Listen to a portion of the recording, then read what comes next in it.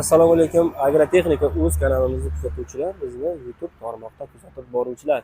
Bugun sizlarga Massey Ferguson S7724 haqida narxini, xarakteristikasini qisqacha ma'lumot beramiz. O'tgan videomizda 18.04da qisqacha tushuntirib berib ketgandim. Bu agrolizingga keluvdi.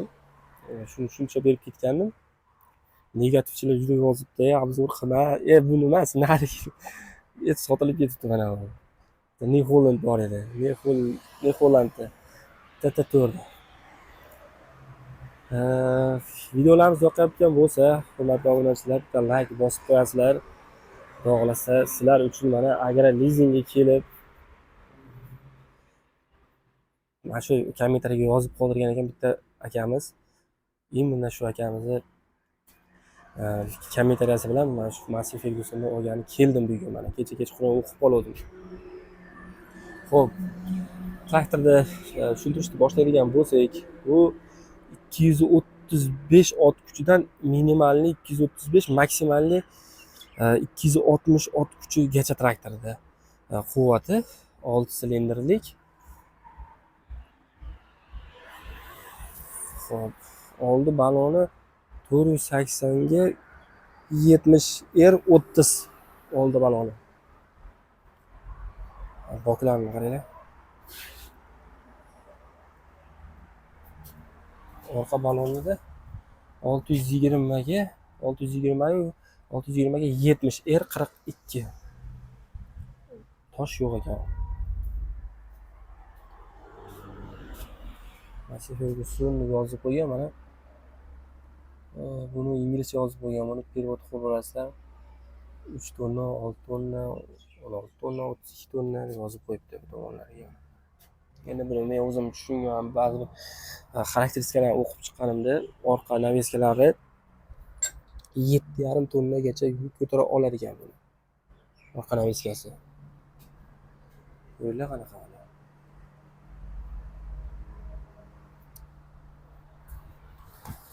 Haydab yurganlar bu traktorda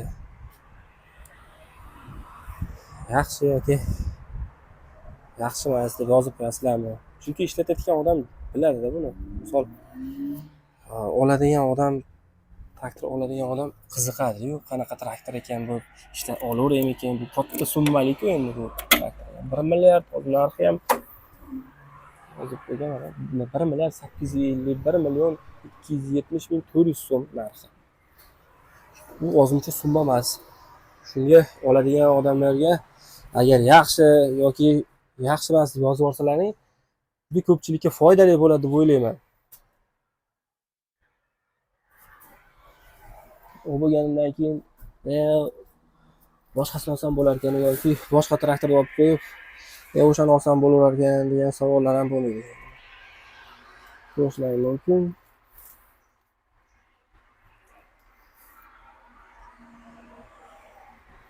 Mana buni avtomat tushunadiganlar juda biladi. Bular nimalari bilmayman endi. Bu kazina bu. Nechagilar mana falajlari ko'p qo'yilgan 3 ta mana. Sijit. Bunday qilar ekan. Mana ruchkalari bor ekan. Buni migrovkalar qilib o'zi traktorchilariga ko'rayotgan bo'lsa juda yaxshi tushunadi.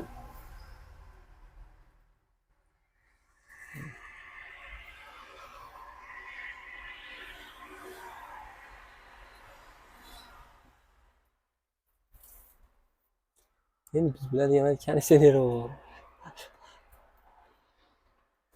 Bu narsalarga aqlimiz yetmayapti. Bu avtomat ekan u. Bundaga mana shunaqa ekan skorlari. Bu skor ham pastga tushsa kerak bo'ladi. Bu nimasi bu?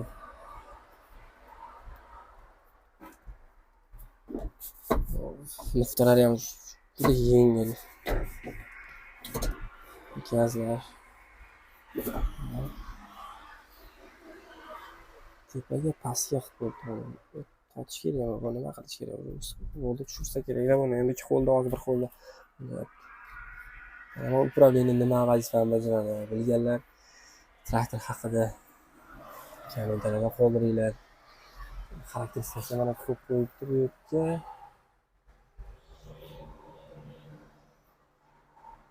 Yuridik ichini sostenatyorimiz.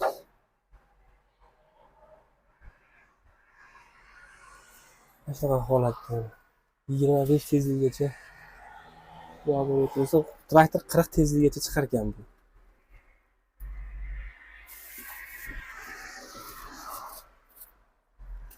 Yonidan o'tirib ketgani ham sideniyalari bor ekan.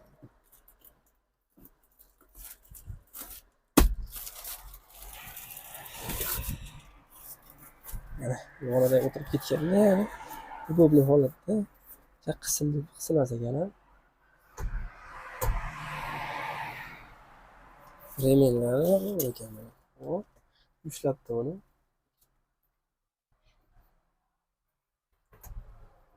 Xitoylarga qaraganda ancha aqlli lekin.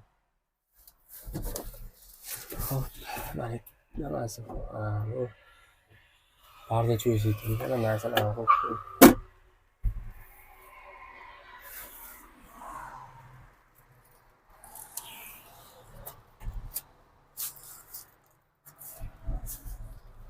Bu narsa kulishlar turadigan shekilli. Ichida zapaska soqolari bor, pales, shpilent, shunaqa narsalar bor ekan.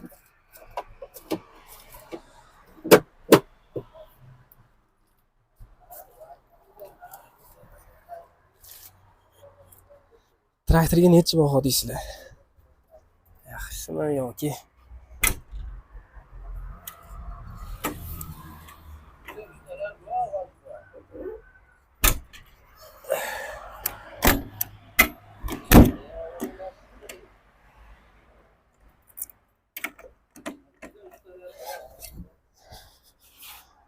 Bokam juda katta. Narigi tomondan bokam. Bu bok kelib turib, hop, bu tomonga qo'shilib ketgan ekan.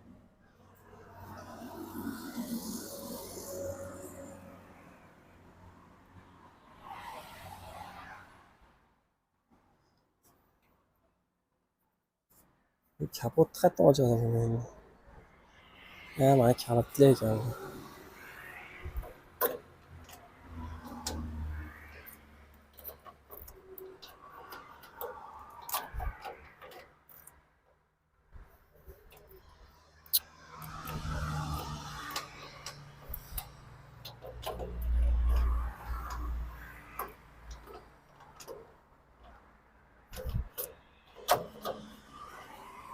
Ochilmayapti.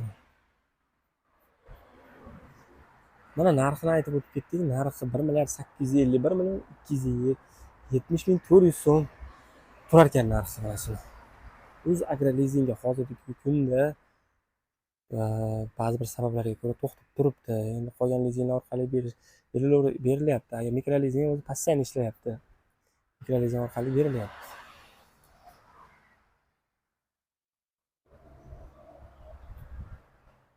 Hozir toshini necha kiloligini yozyapti buni.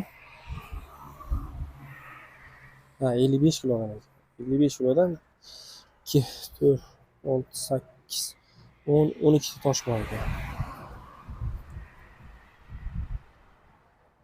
Hurmatli obunachilar, mana sizlarga mana shu traktorni kommentariyada yozib qoldirganim uchun uyimga kelib, to'g'risini obzor qilib ketyapman. Videomizni qadrlab qo'yasizlar. Men bilganlarimni aytib o'tib ketdim endi. Bu traktorda bu avtomat ekan, uning ichida nimalar borligi tushunmadim to'g'risi. Nima bu? Endi haligi bilmaganlar negativ yozmay qo'yasizlar, bilganlar shu tushunmagan joylarini kommentariyaga yozib qoldirib ketsalar-ku. Bilmagan odamlar ham, misol men ham bilib olaman. Boshqa odamlar ham bilmagan odamlar ham o'rganib oladi degan umiddamiz. Videomiz yoqqan bo'lsa like bosib qo'yasizlar. Salomat bo'linglar.